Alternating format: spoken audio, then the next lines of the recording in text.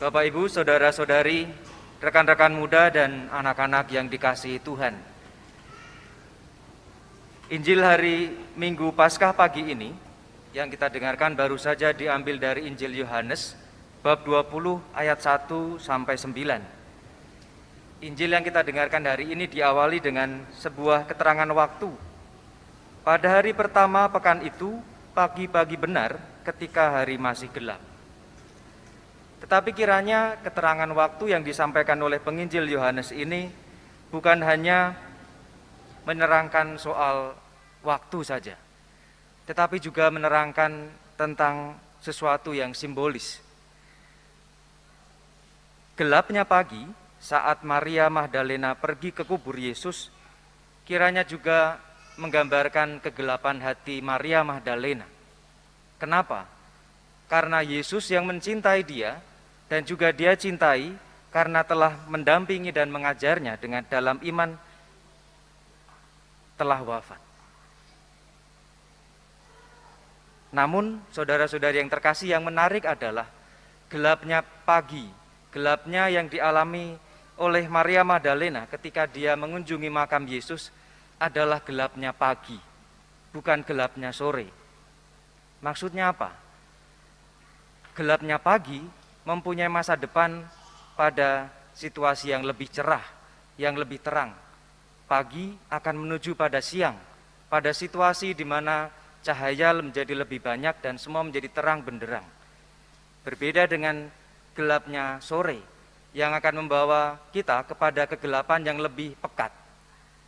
Sehingga gelapnya pagi yang ada dalam Injil hari ini juga kiranya mengajak kita bahwa Maria Magdalena ketika dia mengalami gelapnya pagi, ketika dia menjumpai makam Yesus yang kosong, tidak membuat dia kemudian patah arang dan patah iman, tapi membawa dia kepada keyakinan bahwa Yesus bangkit, bahwa kehidupan Yesus itu ada.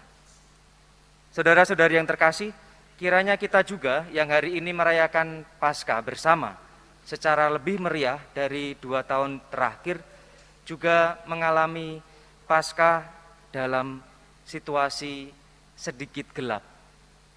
Mungkin kita mempunyai pengalaman-pengalaman gelap itu karena mungkin tahun lalu atau 2 tahun lalu kita masih merayakan Paskah dengan orang-orang terdekat kita yang kita kasihi. Tapi karena virus COVID, maka mereka telah mendahului kita. Mungkin ketika tahun-tahun sebelumnya kita merayakan Paskah bersama-sama dengan saudara-saudari kita yang lebih meriah, kita sekarang masih merayakan Paskah dengan sedikit adanya protokol yang membuat kita harus saling menjaga jarak dan menjaga kontak fisik kita. Kiranya itu menjadi pengalaman-pengalaman gelap. Tetapi saudara-saudari yang terkasih, sebagaimana Maria Magdalena mengalami gelapnya pagi yang mengarah kepada siang yang lebih terang, kita juga boleh bersyukur bahwa ketika hari ini kita merayakan Paskah dengan lebih meriah daripada 2 tahun yang terakhir, kiranya kita juga mengalami gelapnya pagi menuju pada kehidupan yang lebih baik lagi ke depannya. Kita sudah bisa merayakan Paskah dengan jumlah yang lebih banyak, kita bisa merayakan Paskah dengan jarak yang lebih sempit. Kiranya itu menjadi sebuah terang yang membuat kita boleh percaya bahwa ke depan sesuatu yang lebih baik akan kita alami lagi. Saudara-saudari yang terkasih, kisah tentang kebangkitan Yesus juga adalah bukti bahwa Allah berkuasa atas kehidupan, Allah berkuasa atas kematian, Allah berkuasa atas manusia. Kalau kita mengikuti Injil yang kita dengarkan dari kemarin sampai dengan pagi hari ini, mungkin kita tidak akan mampu mencernanya dalam pikiran kita secara ilmiah. Manusia kok bangkit? Tetapi secara historis begitulah yang terjadi. Yesus tidak ada lagi di makam, pun dikatakan makam itu dijaga oleh para serdadu, para tentara Romawi. Tetapi Yesus bisa pergi dari situ dan bangkit. Jelas itu adalah pengalaman historis.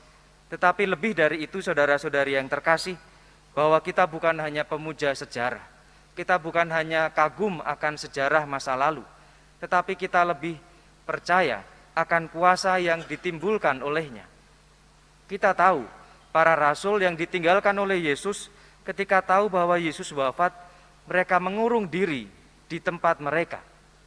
Tetapi ketika mereka mendapat kabar bahwa Yesus bangkit, mereka mulai pelan-pelan percaya dan ingat akan sabda Tuhan.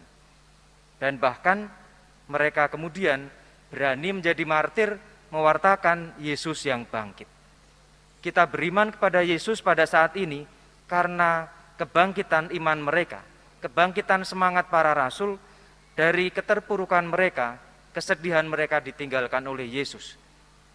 Oleh karenanya kita juga boleh percaya bahwa kebangkitan Tuhan yang kita rayakan pada hari ini juga membawa kita kepada kebangkitan semangat kita untuk kembali menghidupi pelayanan kita di gereja, menghidupi hidup menggereja kita menjadi lebih aktif, lebih sering pergi ke gereja, merayakan Ekaristi. Kita sudah mulai merayakan Ekaristi setiap minggu, kita mengadakan sementara 4 kali. Dan kita masih melihat bahwa setiap kali masih saja ada tempat kosong yang disediakan untuk Anda sekalian. Ada yang mendaftar dan kemudian tidak datang. Dan bukan hanya 1-2 orang, ada lebih dari kadang 10 orang. Tentu kita tidak tahu apa alasannya, semoga karena sehat dan ada halangan yang lain. Tetapi kita semua berharap bahwa kemudian nantinya ketika situasi sudah menjadi lebih baik, ketika perayaan Ekaristi tidak lagi perlu mendaftar, kita semua meskipun masih harus berjarak sedikit satu dengan yang lain, kita mulai berani merayakan Ekaristi yang adalah puncak dan kehidupan iman kita dan menimba kekuatan darinya untuk melanjutkan hidup kita dengan segala macam pengalaman hidup yang Tuhan sediakan kepada kita.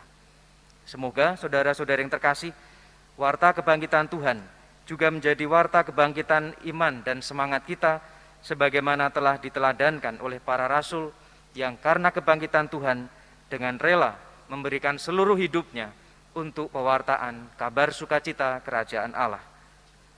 Kemuliaan kepada Bapa dan Putra dan Roh Kudus.